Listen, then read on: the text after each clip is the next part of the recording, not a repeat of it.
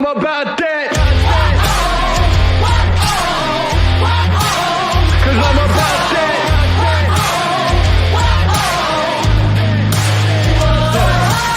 I'm about that come up, running up on them fools and talking foolish. Try to get them funds up, killing them mics just like I ran and jewels in. Y'all gonna get done up front. Alright. Hello everyone, this is Andre's Pococh Guy. That's right. This is weird, I know. This is my first time running this show. That's right, Jeff is taking a break because he lost his voice. Well, technically, someone in the Westworld took his tongue out, like as always in the show, The House of the Dragons. Hello, everyone. I just want to introduce, our panelists here. First, Jermaine. Jermaine, how you doing, brother? I'm doing well. How about yourself? That's good. Doing pretty good. And first time in this show is E-Chat. How you doing? And plus, correct me if I say your name right there. Oh, you got it right. You got it right. But everybody just calls me Chad. But I'm doing good. Nice to be here with y'all.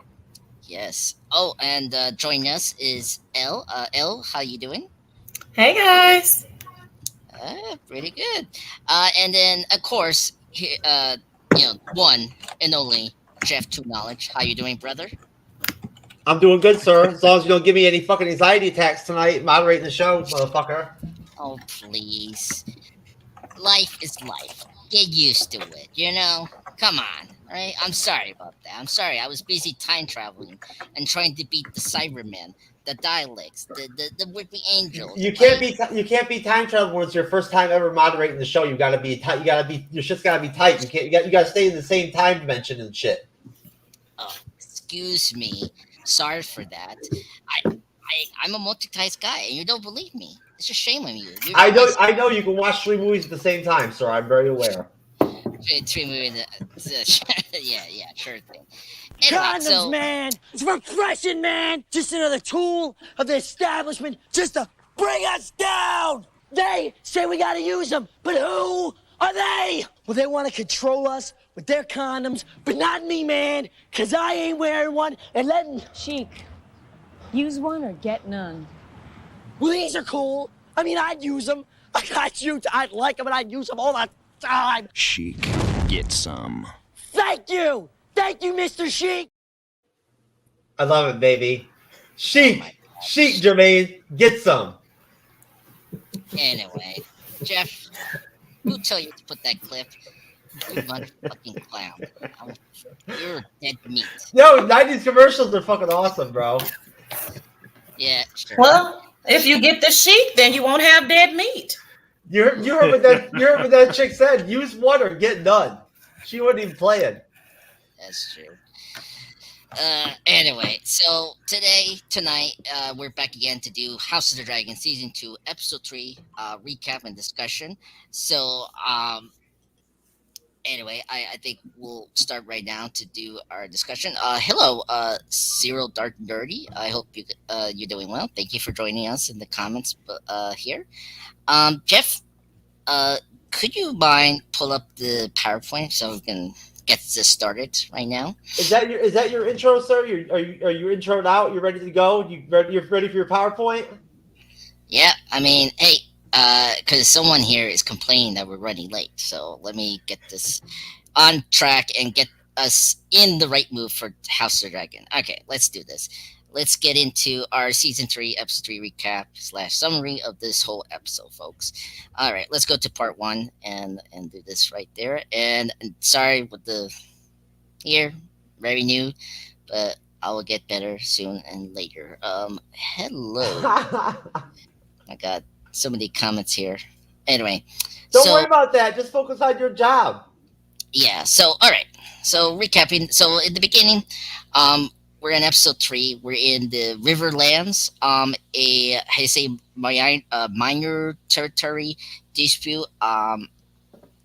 In this land where we see 2 clans, the Blacklands and the Blackwoods, which we saw previously in season 1. So the Blacklands, I think, were the gold people, and then the Blackwoods were like the red and kind of black color scheme people that we saw. So they get into like a scuffle, and pretty much because of the divide of the House of the Dragons, we see now that it's affecting everywhere in the whole like nation and the universe of how, Game of the Thrones. So they start to kind of like say like fuck you, you know. Rhaenyra is, How do I change pages? I don't know. Just Oh, here we go. I got it. Here we go. So right there, stop there. So those are the Blacklands. So those are the red ones, and then the Blackwoods. I think this is the Blackwoods. Yeah, Blackwoods are those, and then the Blacklands are the golds.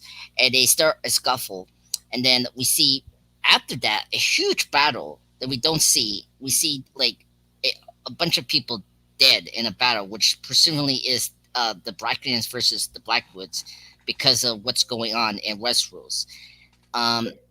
Jeff, and then after that, we go back to the Dragonstone, to Rhaenyra, and we pick up the aftermath of the brothers being killed, and we see them buried together. Now, Rhaenyra, Rhaenys, the other lady for the Varian, suggests to Rhaenyra that Alicent might be pursuing against war each other, but Rhaenyra is kind of like holding back, like a little bit. Like she knows that she knows that the Greens are also thinking as they do, that going to war will be very bad, and it could like escalate really horrible that will kill thousands of people. And so that's the conversation for that. And then during part one, we get Rhaenyra wants to send her younger sons, Joffrey, Aegon, and Varys, to one of the Ents for protection, and plus to continue the House Targaryen, just in case if the Team Black is pretty much fallen, or like they're completely wiped out. So these three. Which image is supposed to be matching up to that, sir? Get down right there, to lay right there. Okay. Right there. Sorry, just pictures right there. So and then with that character, what is this? Rhaenyra Valerian. She's designed to protect the three children because, well, let's face it, she has no dragon. She, is the only one that's not part of the counselor of the Team Black. So she's going to accompany them, but she feels we get more. What was great about this episode 3, which I really like, is we got more of her character now, because we only got like one glimpse of her during season 1. She's like saying hi to her aunt, and that's really it. So I really appreciate this episode. We see more of her in this episode, having her own opinion, and like she feels she's worthless compared to her other siblings or family members that are helping Rhaenyra in the war that's upcoming, right? And okay, and then after that, Jeff, could you don't mind go up again where we see Aegon, the horrible person? Aegon, this is not Aragorn. Lord of the Rings is in 2 weeks, sir. 2 weeks. Well, really? I'm not a Lord of the Rings fan, folks, so that's my bad. Anyway, so we get back to Team Green, and Daemon reaches. Sorry, it's mixing up here. But here we get back to Team Black. We see Sir Kristen going to a meeting with pretty much Aegon and was it Aemon? They have a meeting of the small council. Yeah, the small council. We see the Lannister, 2 other people that I'm forgetting their names, and then of course Alicent is there, and they're discussing to like secure loyalty at the Castellan, and so the Castellan, and so that to get the army up and running to defeat the Team Black. So while this happens, we get Sir Kristen now at Hen. He suggests he will go there by horse and move because it will be faster for him to go up there and start like building up the the army right there.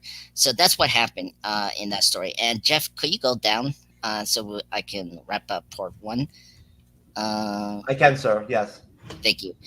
So, and this is, just tell me. Now, then we got Daemon. We get back to Daemon. He finally reaches to Harrenhal, and before, this is before Sir Kristen secures the royalty of the Kraston. We meet a new character named Simon Strawn. This is the family member that's connected to Lord Strawn, that's over Westeros with the Team Green, and he denounced the Lord and grandnephew Larys because of what happened last season with his brother and his nephew being killed by the fire. He seems that he knows that it's probably his Lord Strawn that did it, and so he doesn't lie to Team Green. So he tells Daemon that I will be aligned to Rhaenyra, and that's where pretty much this is the cutoff point for part 1. This is the first cutoff point for the episode 3. So I'll stop right there. This is the first section. So I want to start with Echat. You go first, sir, because you're the new person in this panel. I just want to ask you. So from the beginning, where we meet these two clans destroying each other, up to the point where we meet Daemon talking to Strawn in the sorry, what's the land? The Harrenhal. Harrenhal. That's the stopping point. Give me your full opinion, and then go from there. So when I first saw it, I thought of the small council and Sir Kristen. I'm gonna start there because this is his first time his first day as Hand, and it starts off. Normally we see him, he's just kind of sitting in the back and he'll chime in here and there, but here he's kind of like a freak out by himself, and he's late to the meeting. And then when he gets there, I think he kind of realized. I don't know if he realizes it, but we realize he's in over his head. And with the way his character is, like him being in over his head, it just means he's going to go ahead and compound and make things worse. Like the Queen calls him on that when we first see him in there, because she's like, "You sent Sir Eric over there knowing that it's going to fail."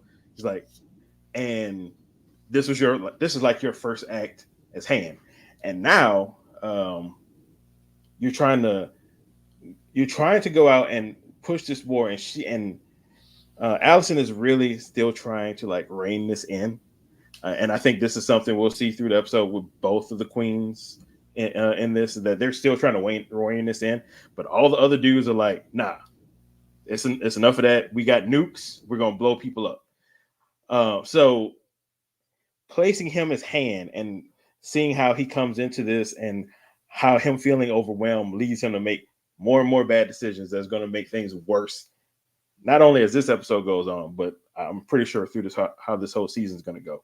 So I was watching him with that kind of eye, like just to see how he gonna mess stuff up, because that's what he's going to do. True. And it's very funny you brought up his first time. That's totally me now. I mean, I totally feel his pain right now. It's like, oh my god, I failed to kill the Queen. Well, that's not my job right now, killing my king here, Jeff here. But no. But yeah, it's very funny. Andre's the version that moderating the bleeding edge and fucking. Yeah, exactly. Okay. Thank you so much, Chad, for your opinion. I really like it. Jermaine, brother, tell me, what's your opinion right now? You okay, brother?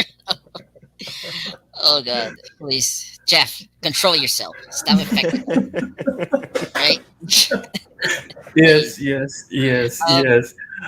So I definitely want to echo what Chad just said. So from the parts that we're supposed to deconstruct right now. So yes, I think I kind of said it last episode. Aegon continues to make horrible decisions. Among them was having Sir Kristen Cole be the Hand. This is somebody who's all about fighting, right? So number one, like if you're the Hand, you're supposed to be guarding the king. I think of it as a chief of staff, right? So advising, chief of staff, right, Jermaine, advising, if anything, like advising. Yeah.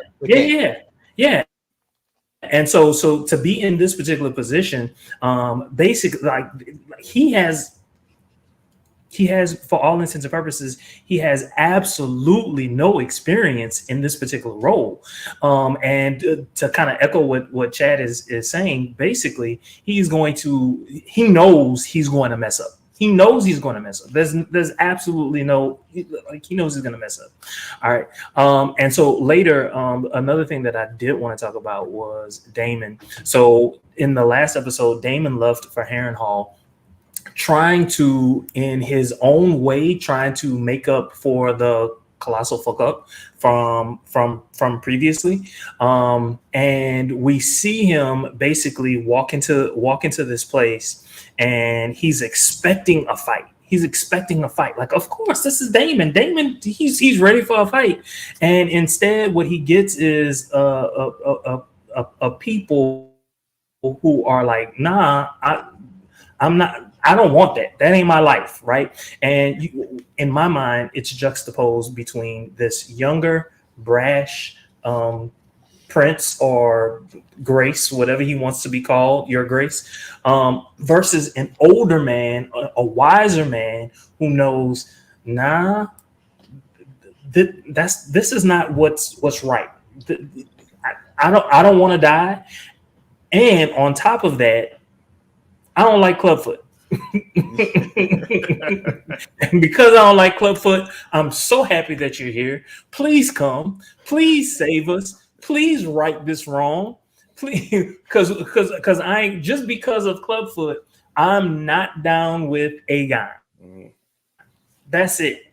And what at that particular point in time, what I was thinking was, you have all these different people who do not like all these other groups of people.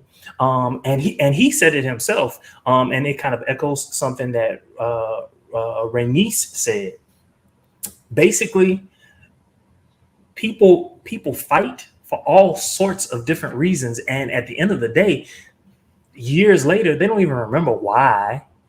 This person says they're fighting for this reason. This person says that they're fighting for this reason.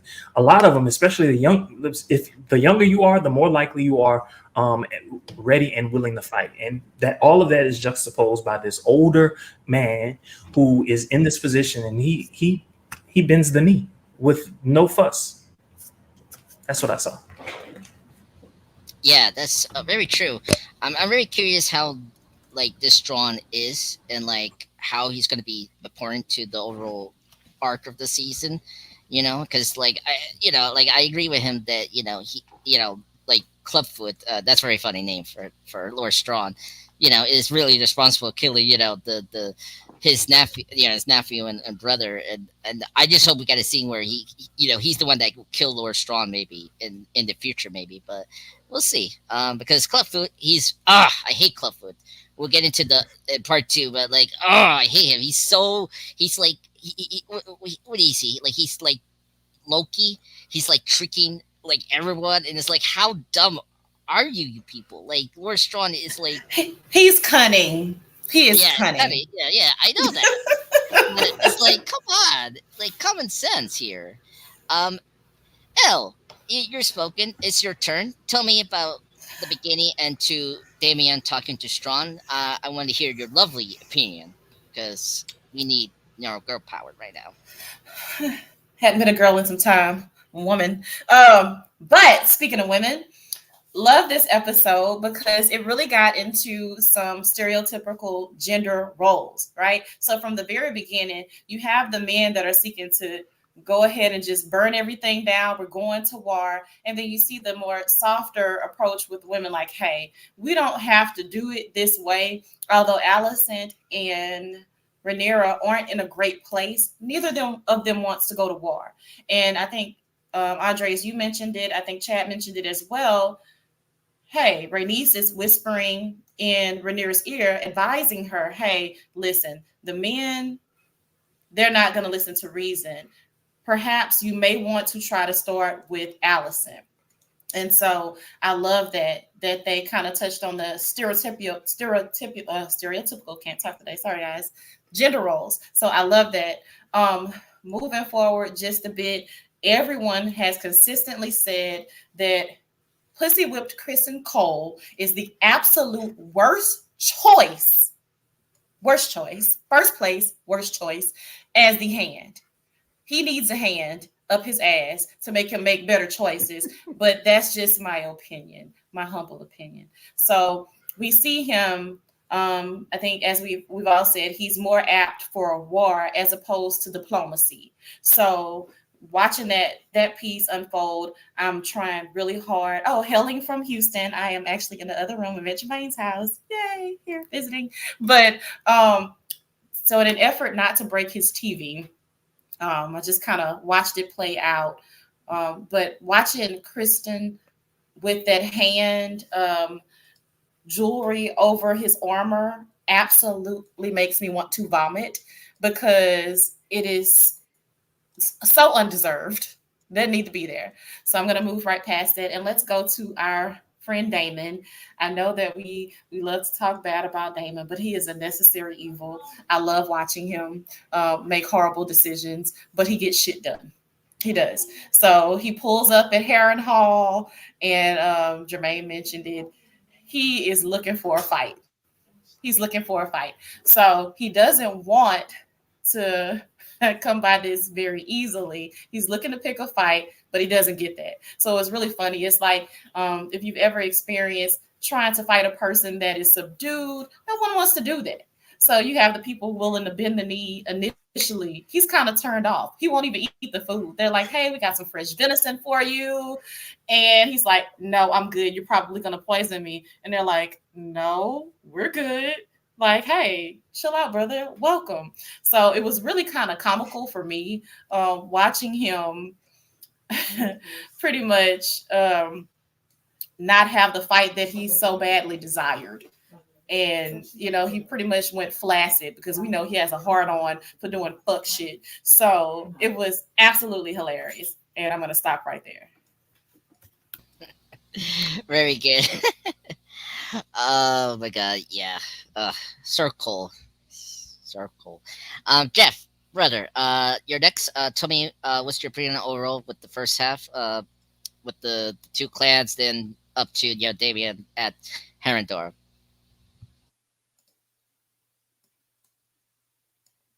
You mute, sir.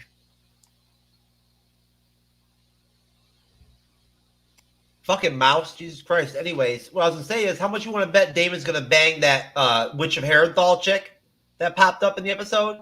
You know Daemon. You know what I'm saying? He's a pussy hound.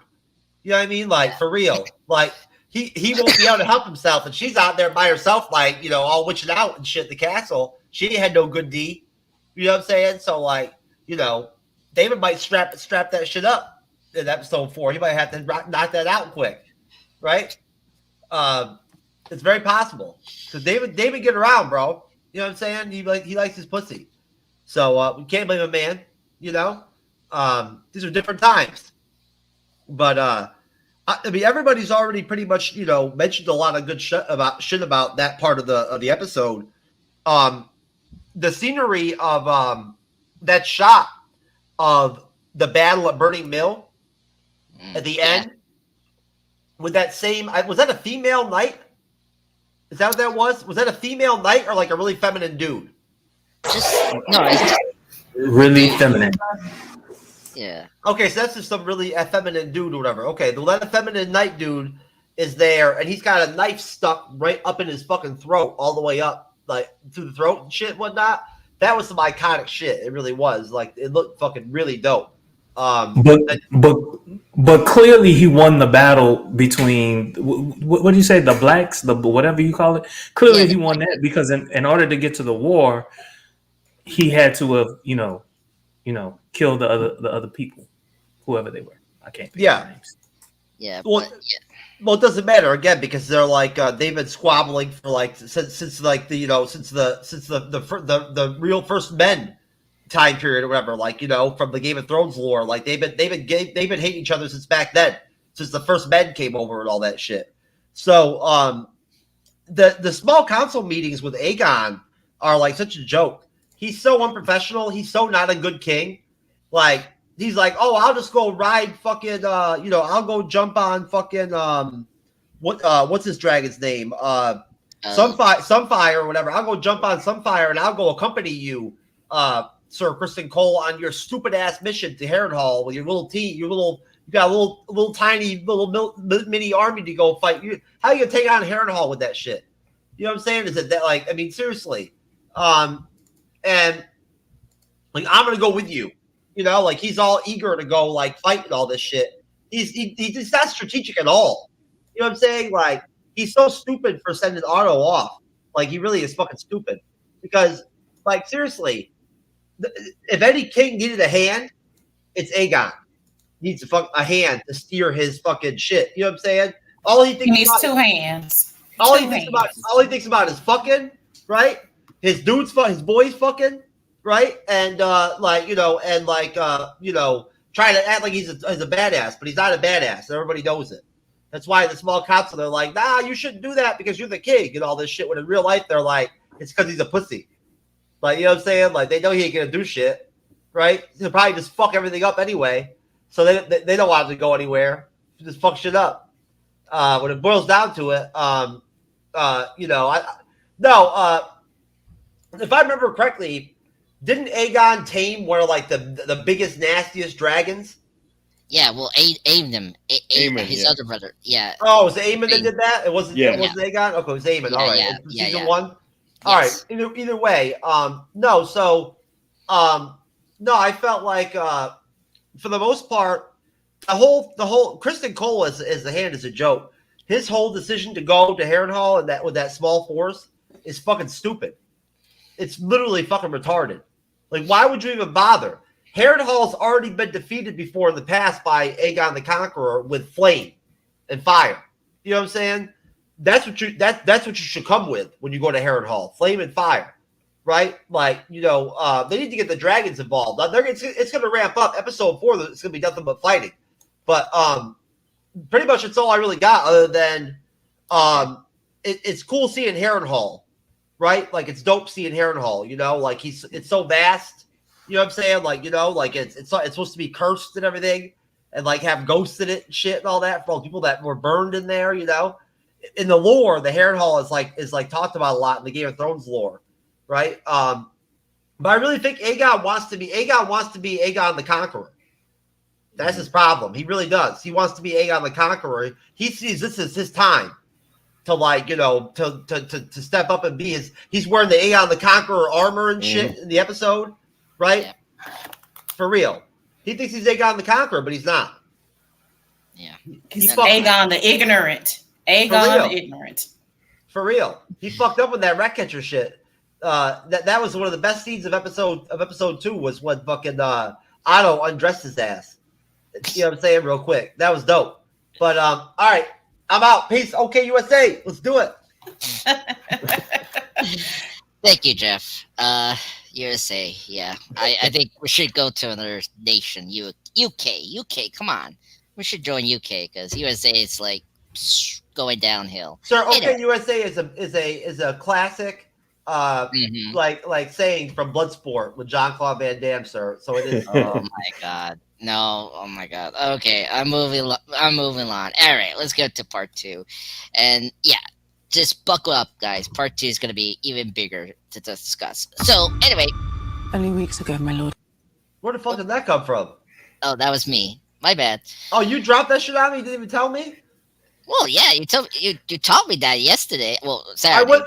I went to go get your PowerPoint pulled up, and there was a video there. Anyway, put the PowerPoint. I'm sorry, brother. Oh my god, that was the ghost. We're now experiencing a supernatural event right now, folks. Sir, you gotta tell a motherfucker. You know what I'm saying? When you want me to, when we're playing videos and shit, and whatnot, I got to know. You know what I'm saying? Yeah. Anyway, I'm sorry. Let's put up the PowerPoint when we get to part 2. And sir, let me play your video. This is very important. Sir, why are we playing the episode 4 mini trailer now? That was towards the end, but anyway, we're gonna play fast and loose here right now. Anyway, what was the point of that? Anyway, remove it. I guess. Anyway, I guess get you guys' opinions on that trailer. I mean, What do you guys think? Wait a minute, Andres. We're reviewing episode 3 right now. We're not even like through it yet. You know what I'm saying? How are you gonna jump to episode 4 now? Anyway, Come on, bro. Let's go back to your PowerPoint. All right, sir. yeah, let's put the PowerPoint. I don't know why you put up that trailer, motherfucker. Oh my You God. put. I didn't put. You put it there, motherfucker. Like, why you played it then? Anyway, let's get it. Let's What get the to fuck? Anyway, yeah. Anyway, part 2. Anyone? Sorry, folks. So, we go back to Westeros here, and we meet a new character. Is Alicent's brother, Gwyneth Hightower. He has come back from a very long trip. A very intriguing character. I actually like the character. He's very interesting. I'm very curious what kind of role he's gonna play. So he's gonna join with Sir Cole with the journey to going up to Harrenhal, right? And so right now, Harrenhal, sir. Harrenhal. Harrenhal. Thank you. And while the scene, he picks up a little bit that Alicent and Cole are like a thing, like because before they leave, Cole asks Alicent like his blessing, like like his blessing to like give him, I guess, like some luck before he leaves, because he thinks, apparently Cole thinks he's still in love with Alicent, and Alicent does do that by giving him he goes into her bra and like takes out this napkin or something like that. I don't know, like a hanky or something to Cole, and then he goes out and he goes with the brother of Alicent, and so that's very important. And then after that, we go back to the Dragonstone. We see the departure of the young sons, Joffrey, Aragon, and Varys, Rhaenyra's children, and here we get the two other how you say it, Lucas, not Lucas, what's the older son name? Lucerys. Yeah, Viserys, right? And his like supposed wife, I forgot her other name as well, and the sister talks to Rhaenyra, and she feels that going with the kids and then also going that's Bela. Bela's the one that's supposed to be married. Yeah, Bela. Oh, thank you, Jeff. So Bela is talking to her sister Rhaenyra before she leaves, and Rhaenyra is expressing to Bela that this trip is pointless. Like, she doesn't feel that she's contributing at all. Like, this is like how like you're like imagine you're a secret agent and you're being assigned to babysit someone. It's probably the most lamest assignment, and that's what Rhaenyra is thinking, and that's what she's telling. Yeah, Rhaenyra. yeah. Oh, thank you. To Bela, but Bela tells her, "Look, this is still important. You have to protect these three, like soon to be kings, in Westeros, right?" And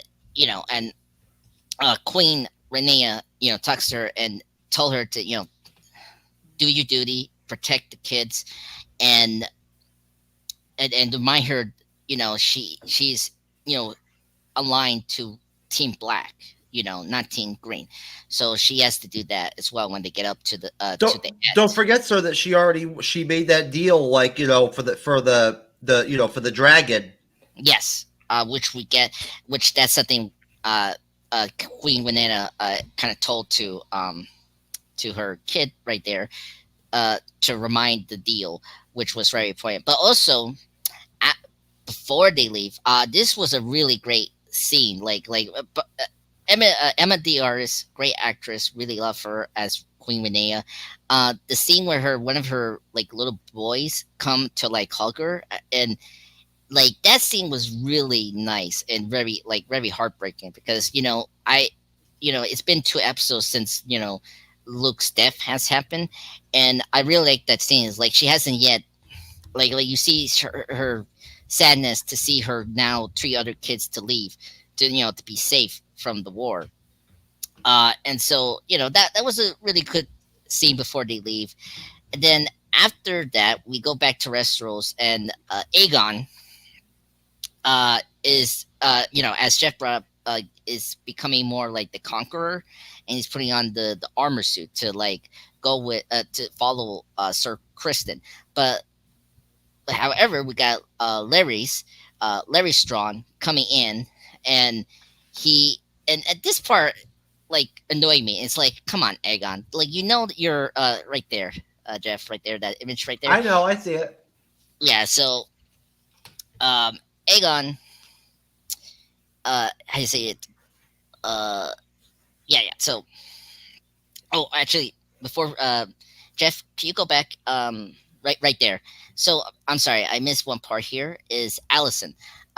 Before we go into Aegon's part, Alicent has an emotional talk to her daughter, Helena, and Helena is still Helena, but she says, "I forgive you" to Alicent, and I will bring up again that like point of "I forgive you" to like because it's a very interesting thing why she say "I forgive you," Alicent. So she say that to her mom. So very intriguing. Very curious what that means. She forgives her for fucking Kristen Cole right there in the bed that night. Oh no, you don't think that's what she's talking about? Of course it is. Really? Okay, I'm okay. You guys had to tell me. That is very funny. That is so funny. But anyway, so that's what she say. I forgive you. And then now we go to Aegon. Jeff, can you go down? So, I can, sir. Thank you, sir. Aegon is getting prepared to leave and to follow Sir Chris, and then Larry's Strong comes in and he wants to talk to Aegon. And here is very frustrating. But you, as as say before, he's very cunning. And he, again, manipulates and tricks Aegon to not go. And, like, say that, look, you should stay behind. Because if you go out there, you'll easily be killed. And stay here, at least you'll be safe, or in that, like, form that he was talking about. While is this happen? I think Aegon promotes Larry Strong as the Master of Whispers. Which I wish was a movie nerd was here, because I don't know what's the Master Whispers is, but again, he's proponent of that. But after that, and then also Larry's also has a I think that's it. Anyway, moving on. And then here we get the juicy part here in the episode. After that conversation with Aegon and Larry's, we cut into this brothel, and then we follow this man. Apparently, this man, it claims to be a bastard half brother of the late King Varys and Prince Daemon, which was intriguing. And he's talking to his friends, and then before we get any confirmation or like official, Aegon comes in. He storms into the brothel, and he like says, "All drinks are free for me." And we get a little glimpse that he is maybe telling the truth, that he is the half brother of Prince Daemon and late King Viserys. Then after that, we get this cool scene. I think Jeff will like this scene. Could you go right there? We get this cool scene that I think Jeff loves, is that we go into this brothel of the sex scene where everyone is doing their pleasures. We see people naked. We see them, performing, Yes, sir. Yes, sir. And Daemon was naked, and he did full frontal and showed his penis and everything. It was fucking outstanding. Yeah, exactly.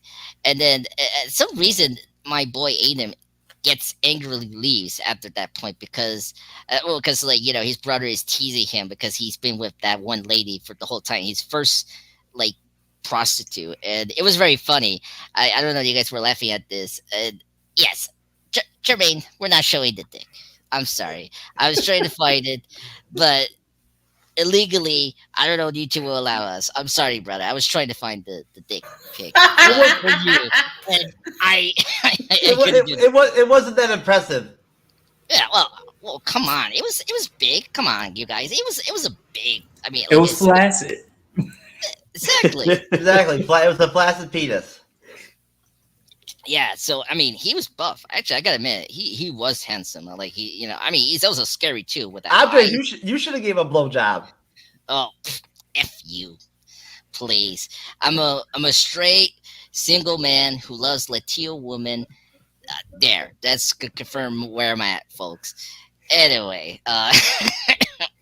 so woof woof, as Aegon has said. Anyway. So after that, what else? Oh yeah. Next, we go back to follow our boy Kristen Cole here, who's really bad. I don't like him. Fuck you, Kristen Cole. Andre, stop and ask a question, please. Oh no, I'm almost there. This is the last part. And then I'll ask questions. Yeah, this is the last part. So, Hightower. So Allison's brother and some of this group restlessly head towards the village, and then Kristen angrily races to them. But then, when they're the horseback, Kristen sees a dragon that was Bela patrolling the area on the dragon back, and they tried to run very quickly to the forest.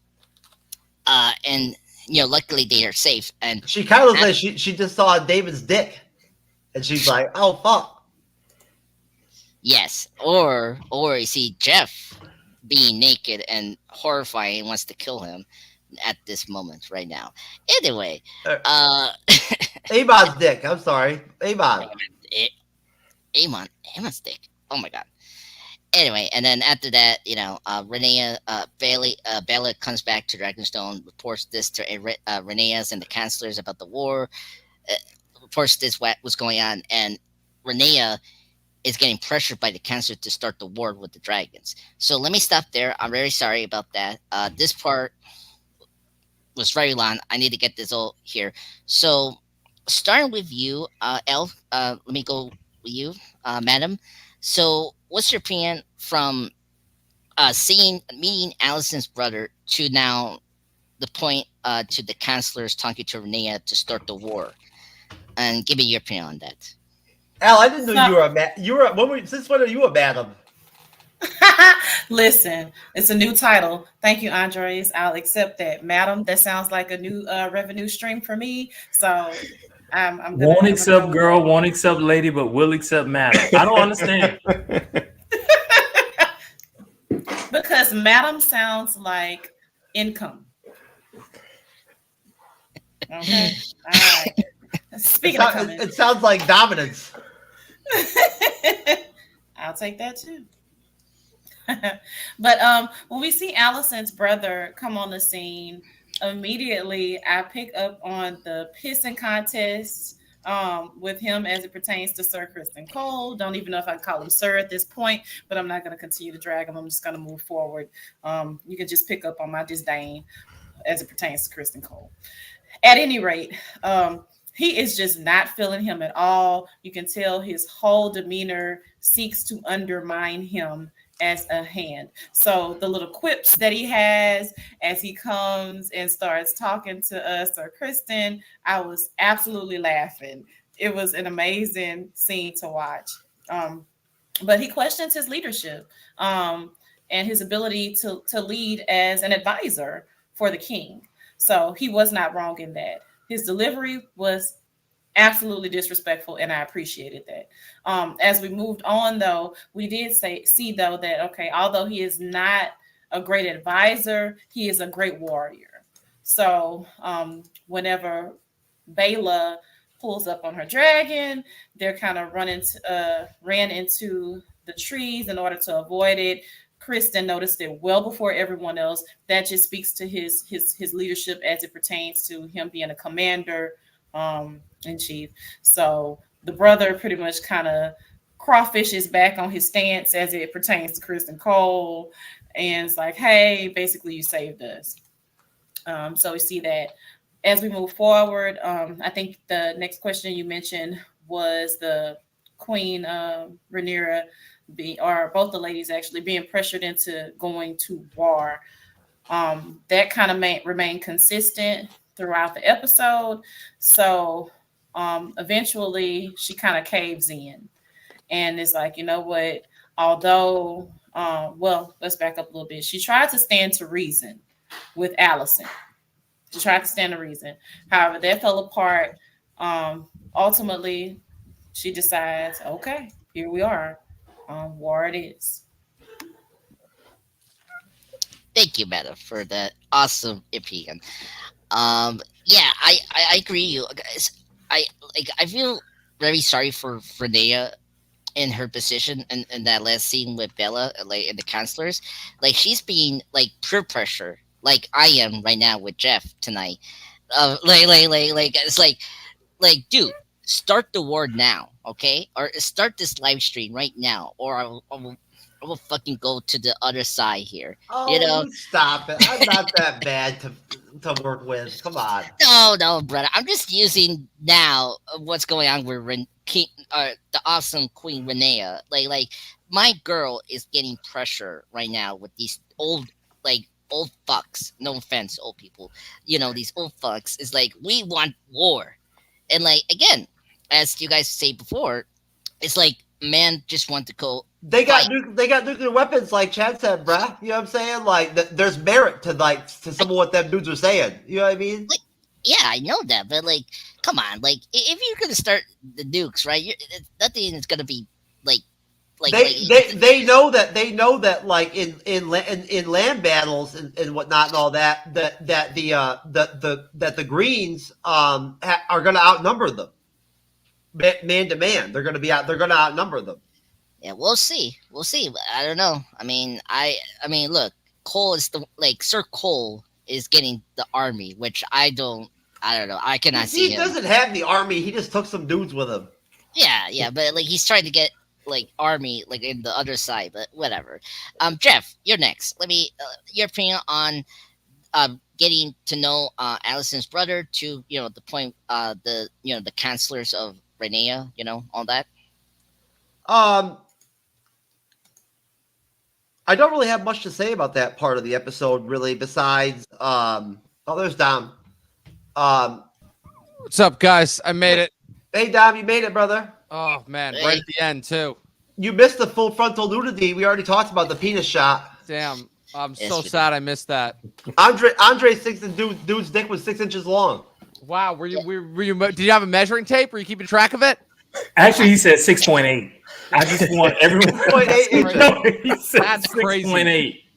Well, my friend somehow measure it, and he told me it was 6.8. My shit hard is not that big, bro.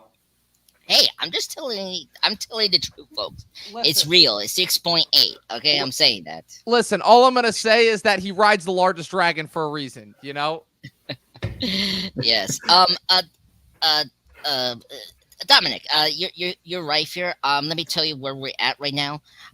We're talking about the second half of this episode 3, where we get we meet Alicent's brother, and then we stop at the end point is seeing the whole scene where the Rhaenyra's counselors are pressuring her to. Let me finish before Dom jumps in here. Let me finish. Yeah.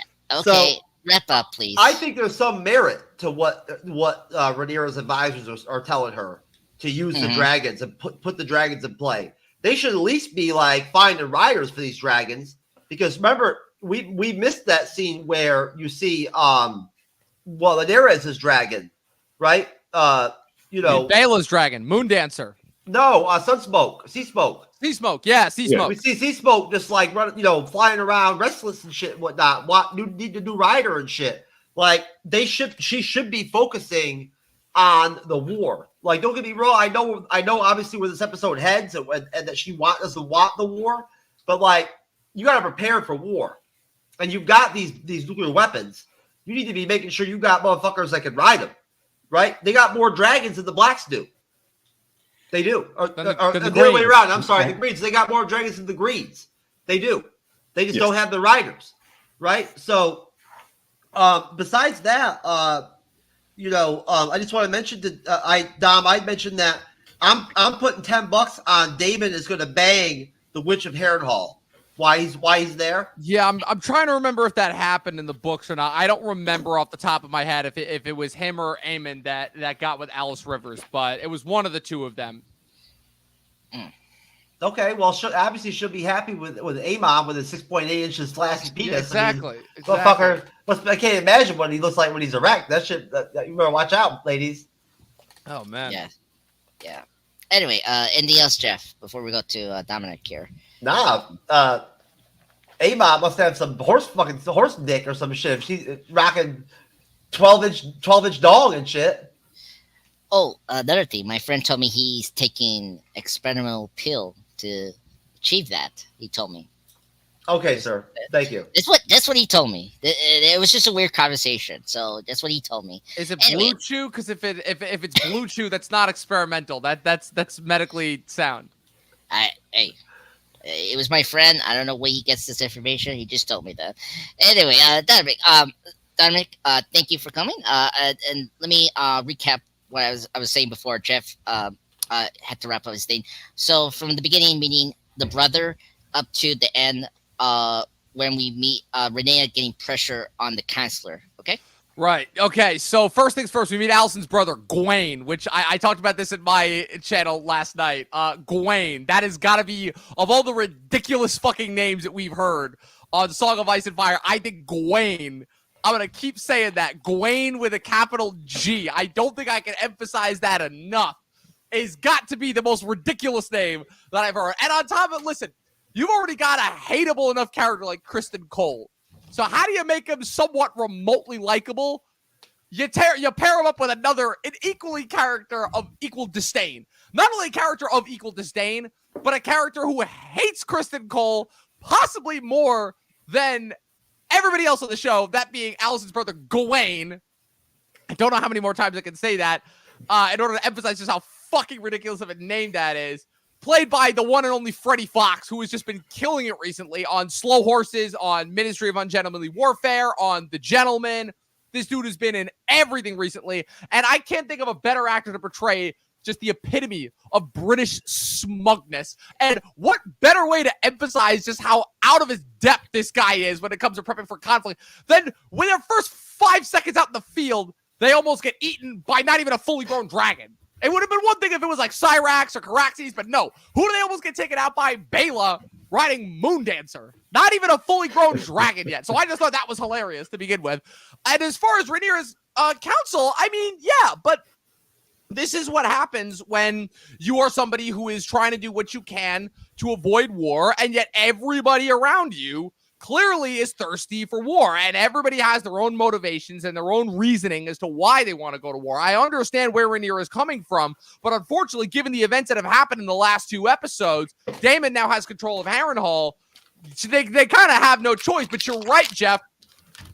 The problem is that at the end of the day, even though, yes, their dragons do technically outnumber the Greens, the problem is that their dragons, are not big enough to match Vhagar. They're not like they've got like 4 or 5 fighting dragons on their side. That's still not enough to take Vhagar, because Vhagar is fucking the size of a goddamn jumbo jet. And not to mention the fact that they're still not battle hardened. I'm pretty sure the only battle hardened dragons that the blacks, oh my god, now I'm even fucking it up, that the blacks have on their side are Caraxes and Meleys. And both of them together maybe be enough to take on Vhagar, maybe. But that's obviously what's going to lead to the sowing of the seeds that we get later on in the season. You know, like I said, it's the fact that they do have more dragons to their side, but they, like you said, they need riders to claim them. And that's what I've been talking about the last couple episodes of how they've been layering in the Dragonseeds. You know, Hugh in episode 1, Adam in episode 2. And now in this episode, I know we're going to get to it, but we get Ulf, the third Dragonseed in this episode 2. We get more of an emphasis on him. He's going to be riding Silverwing, who was Alicent Targaryen, Jaehaerys' sister's dragon. So that's kind of what we have to look forward to there. I'm telling you, I'm really looking forward to the sowing of the seeds, even more than what we're getting next week, which is going to be baller enough to begin with. Thank you, Dominic. I really appreciate that. And before I jump to Jermaine here, quick question: this person that claims to be the brother of the late Viserys and Princess Daemon, is that from the book Fire and Blood? And where's like, is that really important thing in the book? I'm kind of curious. What are you talking about, Ulf? Yeah, Ulf. Sorry. No, that's confirmed. Ulf is Ulf is a bastard son of one of, I believe it's one of Jaehaerys' various sons, because Jaehaerys, who was Viserys' grandfather, Viserys and Rhaenys' grandfather, but Jaehaerys had 13 children. So, and whether Ulf is telling the truth or not, the likelihood of him being a bastard son of a Targaryen is very high, especially given that, you know, the dragons choose their riders based on the fact that they can smell the Targaryen blood. And that's why it's believed that the people who claim the dragons in the Sowing of the Seas are all of Targaryen descent in some cases. You know, Adam and Alan, that's confirmed because they're Corlys Valerian's bastard sons, and Valerians are capable of riding dragons too. So, but Hugh and Ulf definitely have some Targaryen blood in them. They wouldn't be able to claim Vermithor and Silverwing, two of the oldest and biggest dragons who were ridden by Targaryen royalty, if they didn't. That's true. Okay. Yeah, I'm very curious if they were going to change that in the show, because you don't know, like, now the fact that we got another, like, bastard family relative in the show yet again after, you know, the chorus have sons. I'm very curious where they're going to take that, and if maybe he will take his Slate son's dragon, you know, Rhaenyra Slate's husband. That's not dead, really. But anyway, thank you for clarifying that. Jermaine, brother, you're up. We're talking about your opinion on the Alicent's brother to, you know, Rhaenyra's counselor's peer pressure. I don't think there's much that I can talk about. I was going to talk about what Dom talked about, so I've got nothing. So let's go to the next part. All right, Chad, you're the last person. Your opinion on the Alicent brother to the, you know, the peer pressure of Rhaenyra's counselors. The only thing I'll add about Rhaenyra in this scene is just the way that, you know, she has to send off her sons, and the reaction between her sending sons off and how they react to her. I just want to juxtapose that with how Alicent's bastard kids are just like running amok and all the stuff. Like, if you're looking at the two, clearly, like, Rhaenyra's, even though, you know, they're presenting her as Rhaenyra the Cruel, and we know there's some things that's about to happen. Right now, they look like the family that should be in charge. They're like, they're reverent to her. They're actually ready to assume their duties, whereas, like, you got Aegon, who is just running around in whorehouses and is trying to pretend that he's this bigger and better king than he actually is. He's scared, shitless, and doesn't know how to do anything, but he's trying to pretend his way through everything. I like them having that scene in there just to kind of, if you're looking at it, you can juxtapose it to what's going on at in King's Landing and how, you know, they a hot ass mess, and she kind of got her stuff together, but you know, everything's about to go to hell, and we'll see some other stuff happen. Yeah, I agree. Thank you. It's very tricky. You know, what's gonna happen right now, because, you know, Rhaenyra is in this point of, you know, just lost right now. Like, you know, everyone's pulling her in these sizes. It's like, you know, not only she has to protect her children, but, like, she lost her son, and then the council is pushing her to start this war, but, you know, with the dragons, which I don't get it. Like, they understand that if you use the dragons, they're going to kill millions of people in the city of Westeros and everywhere. And it's like, why you want to take that risk of, like, destroying all you built? And then, because if you destroy it, it's going to take time to rebuild, and you know, people will not beside you because you literally kill half of their family or friends that they know.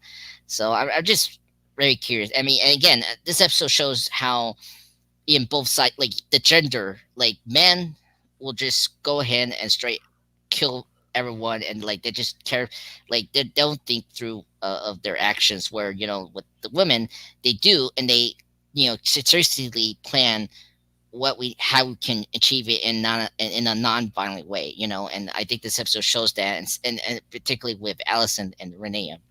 And then going back, and this is a good part going into part 3.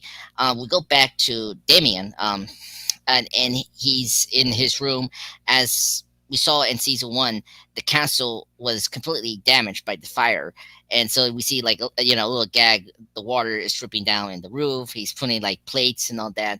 But then something, this part I really like. It turns into like a Game of Thrones horror show, which is kind of cool.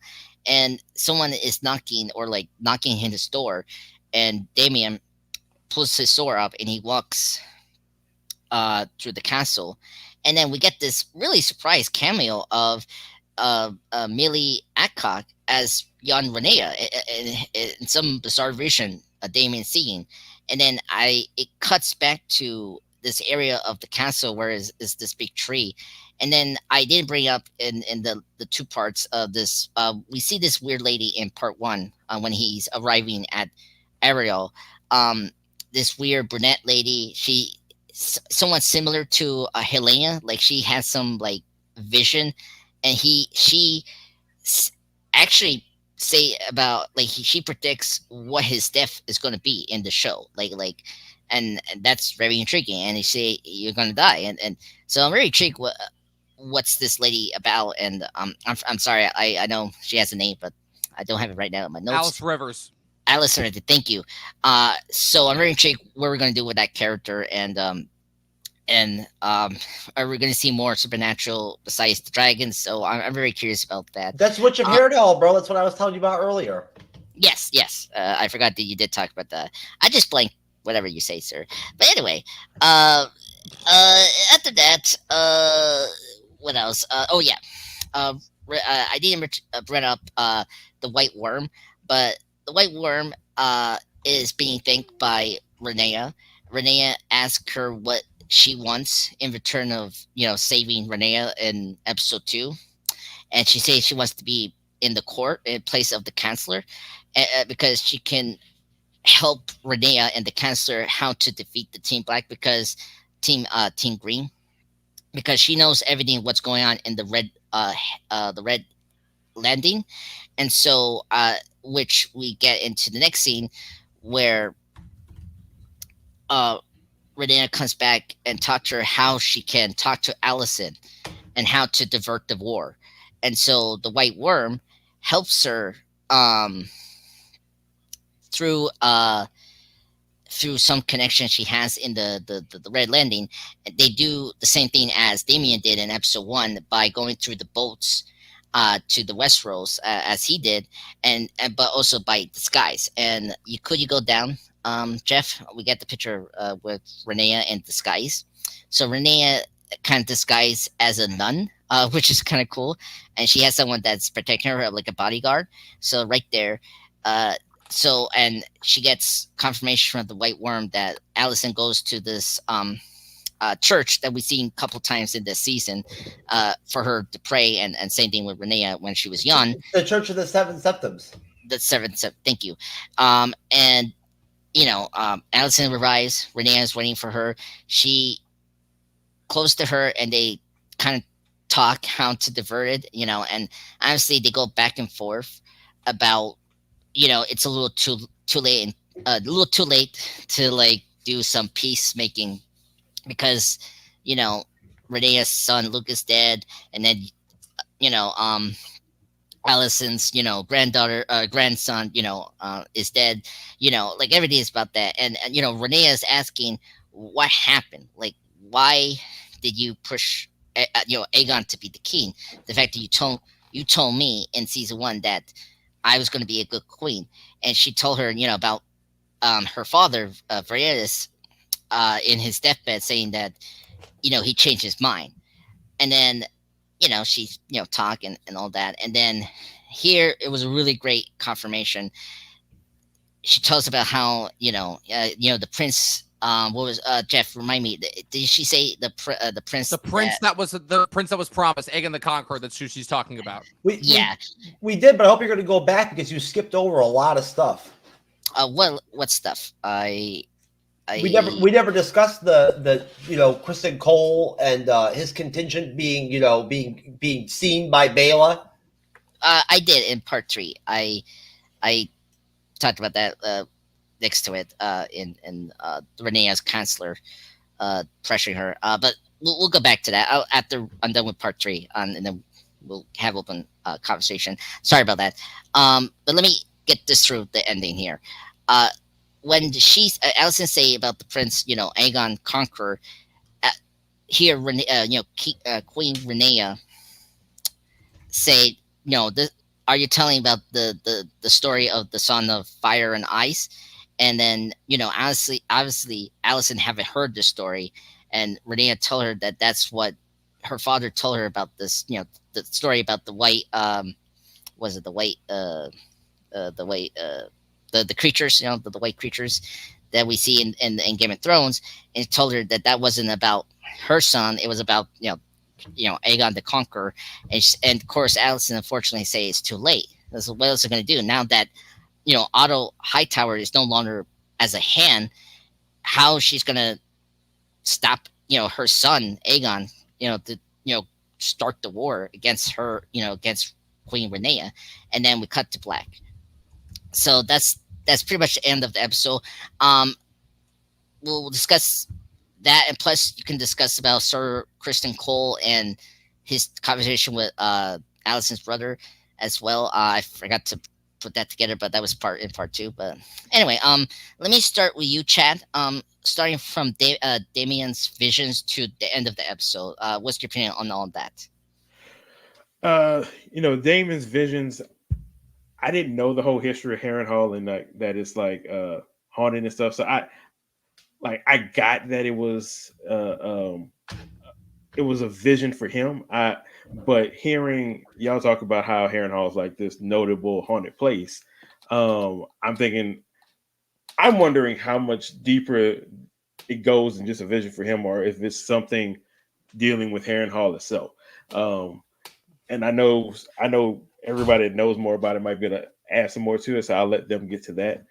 As far as like the end with Rhaenyra and Alicent, I found it really really powerful that they would show that Rhaenyra is willing to actually go into King's Landing and have this talk with Alicent, knowing full well that none of the dudes in this would ever do this. Like we've been talking about it, how they're ready to just nuke everything, and she's like, I'm willing to risk my life for this before I have to send out a whole bunch of people to die for my cause. And even though most people will never know that, I think it's again showing what her character is like right now, that she's that type of leader. Like, I know if we go to this war, I'm putting all of these people on pretty much, in the line of fire for me and for my cause. It's worth it for me to risk everything to go and talk to her. And then just a moment where they're talking and they both have the realization that this whole thing is starting because of a misunderstanding of a dying man's last words. Like now that Rhaenyra knows that she was never supposed to be skipped over, Alicent knows that she misunderstood what he was saying. But even if Alicent wanted to do anything, the whole rest of the episode has showed us that they've cornered her off. All the dudes are taking control at the table. It's wartime, buddy. So there's nothing to do. It's that kind of tragic realization that we could have avoided all this, but now, we about to burn it all down, and this is where we're at. Thank you, Chad. Jermaine, you're up next, sir. So I liked the 2 parts of the parts that you recapped. The segment with the white worm. Basically, Rhaenyra was like, "Hey, I need your help," and the white worm is like, "Hey, I'll help you. You've shown to me that you're someone that I can trust. You've shown to me you're someone with some level of decency and respect, and so as a result, I'm going to help you. But hey, I want something in return. I want a place in your court," which I thought was smart. On her part, but at the same time, what it was doing was it was setting the stage for us to say, okay, this is how people in this world are going to view these actions. And also, it's kind of like giving us a hint as to who it is that we really should be getting behind, at least in this particular moment. So I really enjoyed seeing that particular scene. And later, what I did enjoy more than anything was the very last scene of this particular episode when we see Rhaenyra and Alicent basically talking. Alicent is letting her know, hey, look, the king basically decided that he wants Aegon to be the king. And she goes on, because of prompts from Rhaenyra, she goes on to explain what it is that the king actually told her. And it reveals for Rhaenyra what he was actually talking about. She was kind of like, wait a minute, he told you about that? You knew about the Song of Ice and Fire? Prophecy of Ice and Fire. Exactly. But she then has to explain to Alicent what's really going on. And that moment when Alicent also understood that he wasn't talking about her son, he was talking about Aegon the Conqueror. And the reality of the situation is Alicent was basically telling her, it doesn't really matter. Nothing can be stopped at this particular point. And both of these women, we both know that both of these women don't want anything to happen, and yet they still know at the end of the day, because of everything that has happened thus far, war must continue. That was like, wow. Because of nothing can be stopped. Because of men too, Jermaine, right? Because of men. Exactly. Going back to something that Elia said, it can't be stopped, and we now know from this point on, it's about blood, baby. That's it. Thank you, Jermaine. Yeah, I agreed. At this point, it's war. I mean, what else they can do? They cannot prevent it. So I'm very curious what's Rhaenyra's. It was this decision in next episode to say to her council, yeah, we're going to go war, and we're going to use the dragons to fight against Team Green. Dominic, you're up. All right. I did a little bit of research into Alice Rivers because I will admit of my research into the lore of Fire and Blood, that was a character that I was unfamiliar with. So this character is a wet nurse for House Strong. She was a bastard that was fathered by Lionel Strong and was actually a wet nurse for his two sons, Harwin and Larys. I don't know if they're adapting that exactly from the book, the way that it is, because she appears a lot younger in this, but she ends up getting with Aemond later on in the book / show, and ends up becoming mother to his bastard son. So that's a little bit of lore head for you guys there. As far as Daemon and his visions go, so in order to get into kind of the lore of Harrenhal there, Harrenhal famously, right, was built by Harren the Black to withstand any army from the ground. And up until Aegon the Conqueror, it was until Aegon showed up with Valyrian, and when Harwin refused to yield, Aegon, riding Valyrian the Black Dread, burned that shit to a crisp. And so there's a long rumor that's been haunting Harrenhal all the way up until the events of Game of Thrones that the castle is haunted. We don't really get to see that really presented a lot in Game of Thrones, but I'm glad that we get that here. I'm glad that they still remember the mythology, and I thought that perfect way to bring back Millie Alcock, because just as far as that's the epitome of everything, all of Daemon's flaws. That's kind of what has been motivating Daemon up until this point. That's the Rhaenyra that he kind of loved, or rather lusted for, not kind of the adult Rhaenyra that kind of questions him in every turn and who he views as stolen his birthright, right? And it makes sense, obviously, then that Alice Rivers he finds there, and she literally tells him, you're going to die here, which is exactly what happens for anybody who are familiar with Daemon and Aemon's final duel that happens over their battle over the God's Eye. Now, as far as the final scene, the final confrontation between Alicent and Rhaenyra, I mean, this is, if you ask me, so I was talking about this on my recap show last night. This season of House of the Dragon, to me, has reminded me a lot of what I think is a very underrated season of Game of Thrones, that being season 7. Season 7, I think, is kind of unfairly hated in the sense of where it kind of gets lumped together with season 8.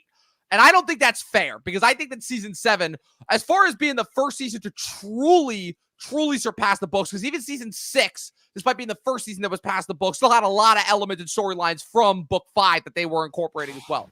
So season 7 being the first true season past the books, I think did an excellent job. I think as far as being kind of the summer blockbuster that we needed that summer, I don't know if you guys remember, but that was summer of 2017. Not a great summer for movies. That was the summer of The Mummy. That was the summer of Alien Covenant. That was the summer of Baywatch with The Rock. A couple more that I'm forgetting off the top of my head. But needless to say, not a great summer. Oh, and how can I forget? The classic Netflix drop of Death Note, the live-action remake. Yeah, not a good summer for movies. So we kind of needed that season of Game of Thrones. And I don't know if you guys remember, that's the season where we got the loot train attack, where Daenerys absolutely annihilated Jaime's forces. That's the quest beyond the wall. That's the gathering of the Snow-Aside Squad. And famously in episode 3, one of the most absolute baller moments ever, when the Lannisters and the Tarleys take Highgarden from the Tyrells, and you have that sit down between Jaime and Olenna Tyrell, where Olenna drinks the poison wine like an absolute fucking boss before straight up telling Jaime, yeah, I killed your son. What are you going to do about it? What are you going to do about it? I'm already dead. Anyways, one of the most absolute baller moments in the entire history, in the entire canon of Game of Thrones. And this episode, and this moment specifically, this end moment kind of reminded me of that a lot. But again, just so brilliant, harkening back to how this whole conflict started, which was the bitter rivalry that formed between friends, Alicent and Rhaenyra. You guys forget, we forget, those two were the best of friends at the beginning of this show. They went and did everything together. And if you guys remember, it wasn't Alicent that started it, because Otto Hightower, her scumbag of a dad, urged Viserys to marry her, right? And this poor 14, 15-year-old girl is forced, even though she becomes the queen, is forced into the position that she has absolutely no control over. And as a result, it causes this split from Rhaenyra that would unfortunately influence them and haunt them for the rest of their lives. And this is probably the first time that they've seen each other since that fateful day that Viserys died, unfortunately. And you have these two, and they're in the set. You know, Rhaenyra's sept, and Rhaenyra snuck in a last-ditch attempt to try to avoid bloodshed, even though the writing's on the wall, even though there's absolutely no way to come back from this. And she realizes what we all knew, that Alicent fucked up. Alicent misinterpreted what Viserys was saying. Of course, she would have no knowledge because Viserys didn't tell her about the Song of Ice and about the prophecy of Ice and Fire, so she would have absolutely no knowledge of it. So naturally, when Viserys, in his fugued and dying state, mistook Alicent for Rhaenyra and was trying to reaffirm the Song of Ice and Fire, naturally, when he mentions Aegon's name, how would Rhaenyra have known? How would Alicent have known that he was talking about Aegon the Conqueror, not her Aegon? She would have had no knowledge. And that's the shitty thing, is that, again, this is kind of where the final line is drawn. This is ultimately the beginning of the war. Even though, again, we got blood and cheese, we got Aemon killing Luke, we got the duel of the twins, we got the Blackwood Bracken conflict that spills out of this massive battle in the beginning of this episode. I don't know if we got a chance to touch on that, but this is what solidifies it. The fact that Alicent realizes, okay, I fucked up, I was wrong, but it's too late now. To quote, I've likened this a lot to another very famous HBO show, The Wire, at the end of season 3 when Slim Charles was talking to Avon after Stringer's death, and Avon's and they're like, oh, because they think that Marlowe's killed Stringer, and Avon's like, and they have no idea of what really happened. Down, we don't have any idea what the fuck you're talking about, bro. The point is that there's no going back from this now. There's no going back from this. It's war. It's on like Donkey Kong, and there's no going back now. And now blood is about to be spilled. Yeah, Don, I didn't do any Wire research before I. Oh man, watch the goddamn Wire, guys! Come on, I watched one of the 3 greatest shows ever made. I watched the Wire. It was a long time ago, bro. Well, watch it again. It's great. Hey, one of the greatest shows. Anything else, Dominic? That's to it. wrap up. Okay, thank you, Dominic. Jeff, your last. Please tell me what's your opinion on the last half. Oh, being on the end of the panel is the worst because everything's already been picked apart. There's nothing left really to like work with. You know what I'm saying? Like, what else am I going to say really, other than it was good to see Daemon show emotion when he had his visions, right? You know, and elicit that he has a soul at least, right? He's not just a monster, right? I thought that was it helped his character a little bit, and whatnot, because you know he's looking pretty rough right now. But overall, I would say it's a great episode. It's obviously like a setup episode. You can tell by the feel of it that it's leading to something. Like, you know, it's not a boiling point episode, but it's leading. It's an abridging, you know, episode that's taking us to war, right? Like it's there.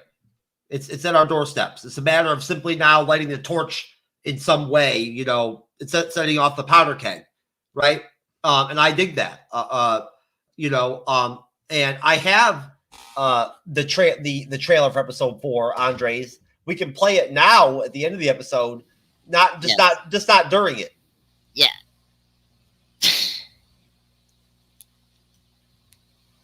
Let me see. I have it myself, sir. Oh, I could do it.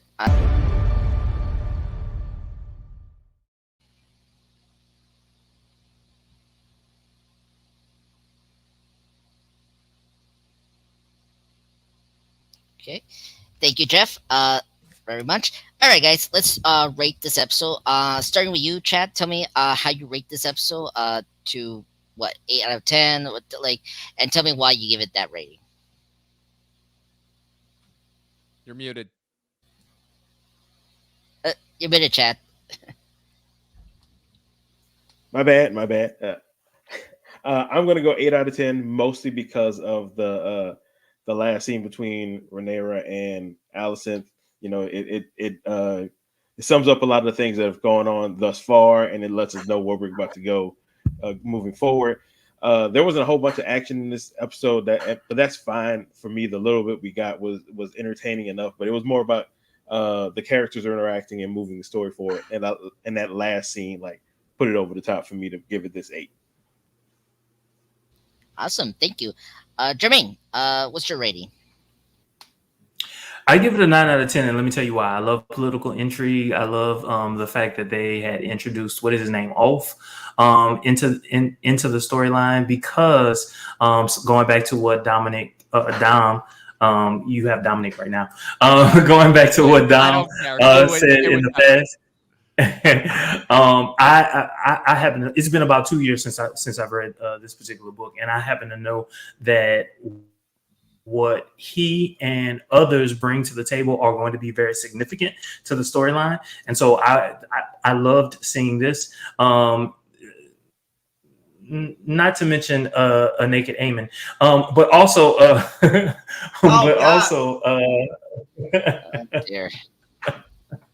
but also just the interaction between Alicent and Rhaenyra, and the significance of learning that, and how important that is for the rest of the story. That political intrigue that all worked itself into this particular episode. I don't necessarily have to have action in order for a show to be good, but what they gave was a lot and significant, and I love it. And also, I do want to say, in terms of what's going to happen in the next episode, most of the dialogue that I heard came straight from the book, so that has me excited. Very awesome. That's it. I thought our conversation with the 6.8 inches thick should have been the reason you put the rating higher, but that's okay. I thought that could have really pushed it. But anyway, Jeff, what's your rating, sir? Oh, you know what? I'm gonna have to give this one a 7, just because I think it was a drop off from episode 2, and episode 1. I did, but I think it's gonna ramp right up to where, like, episode 4 is gonna be like a 10. You know what I'm saying? So I'm being very, like, cautious right now. So I'm gonna give it a 7. But I'll agree with Chad. The acting in that final scene between the actress that plays Alicent Hightower and Rhaenyra together, the two of them, was very powerful. It really redeemed the episode a lot at the end. When things kind of slowed down a little bit, it really kind of, like, you know, brought it back in focus, right? Just another one of those powerful acting moments you get during House of the Dragon, right? When you get certain characters together, and that they just these powerful acting moments. A lot of them just happen to always be the ones where Emma Darcy's involved. No, I agree, Jeff. Yeah, she was great. That last scene, her tear in the chapter was really great. Dom, your rating, sir. Oh man, I'm not gonna lie. The other reason why I compared this to season 7 of Game of Thrones is because it also does what I love that season did, which is that every episode, whether there's a major action sequence or not, adds something new and really escalates and brings up the story. And man, they promised us war and bloodshed, and they have not disappointed. 3 episodes in. We got 5 more, and we're already getting our first major battle sequence next episode. Rook's Rest, baby. Let's fucking go. And Jeff, just to let you know, those actresses' names, that would be Olivia Cook, who plays Alicent, and Emma D'Arcy, who plays Rhaenyra. 9.5 out of 10. This is my favorite episode so far this season. I fucking loved it. Oh, really cool. Okay. Okay, my rating will be 8.5 out of 10. I agree with the panelists here that it's very... It's not filler episode. It's like a setup. It's a setup. Yeah, it's setup. Yeah, it's a setup episode that's setting us up with the war that we're going to get in the next, episodes, which is great. But what's great about this show is that it's just the acting from everyone has been top notch. Like the dialogue, the writing is really top notch. Like I'm very engrossed of the scenes, even without the action, and that's really incredible because if you don't have action, you will be bored. But this show, I'm not bored. Like I'm very engrossed of what's going on, and that I really appreciate that. But yeah, so Jeff, that's all. Thank you guys for joining us, the audience. I just want to say before I head Jeff to do the plugs and all that, thank you very much, you guys, to join. Thank you for being patient with me, and I know this is my first. It's not my first time doing live stream review, but it's my first time doing like a moderating on the MC Bully Edge. So I really appreciate you guys being patient with me, and hopefully I can get better. But none of that, Jeff, go ahead. Let's plug everyone and let's get out of here. You did a good job, sir. I'm very happy with you. Dom, talking TV, bitch. What's up? Sir. Yeah, thanks for having me on at the last minute. Sorry that I was a little late. As you guys can see, I did my own recap last night of episode 3 as well. I'm recapping this every Sunday night after the episodes are complete. Like I said, you guys can follow me at Official Talking TV Podcast across all social media platforms, and follow me at Talking TV on YouTube. Those are pretty much all my plugs. Got you. All right. Moving down the line. Now, Chad, I'm assuming that you mostly you're on Fantasy Reality with Jermaine, right? Right. Okay. Just want to make sure that was correct. All right, going over to you, Jermaine. All right, Fantasy is Reality. Currently, we are covering mostly Interview with the Vampire. You do see that we're covering a few other things, but right now, I was about to say Fantasy is Reality, but right now, Interview with the Vampire is dominating everything that we are doing. And so, yeah, if that's what you're into, fantasy, sci-fi, we do get a little bit into reality TV. So if all those things are your interests, check us out. It looks like you've got a bump, man. You're almost at 300 subscribers. Yeah. I see the bump, baby. Yeah. Interview with a Vampire does it every single time that we cover it. That's what you told me. Yeah. I'm just a pop culture guy, sir. Yes. Hello, everyone. This is my channel, Channel Presents. I'm up to 969 subscribers. Thank you so much. Again, thank you, everyone. The panelists here, Chad, Jermaine, Dom, thank you for coming. I really appreciate you guys. It was really fun tonight, and thank you for being patient with me. Just recently posted my first July view of my top 10 favorite Tarantino films, so check that out. And tomorrow I will post my 5th part of Cartoon Network Super Secret Crisis War. And yeah, let's have a fun July. And yeah, thank you so much, Jeff, for allowing me to moderate. Next live stream review will probably be Spider-Man 2. I will talk to Jeff to get schedule for that. And yeah, thank you so much, guys. Let's get out of here. All right, guys. All right. Well, listen, folks, we really appreciate everybody out there for checking out the show. We'll see you in the next one. It will be over by Jermaine on Fantasy is Reality next Monday at 10 p.m. Eastern, 7 p.m. Pacific. So come check us out. In the meantime, peace. We out. 'Cause I'm about that. 'Cause I'm about that.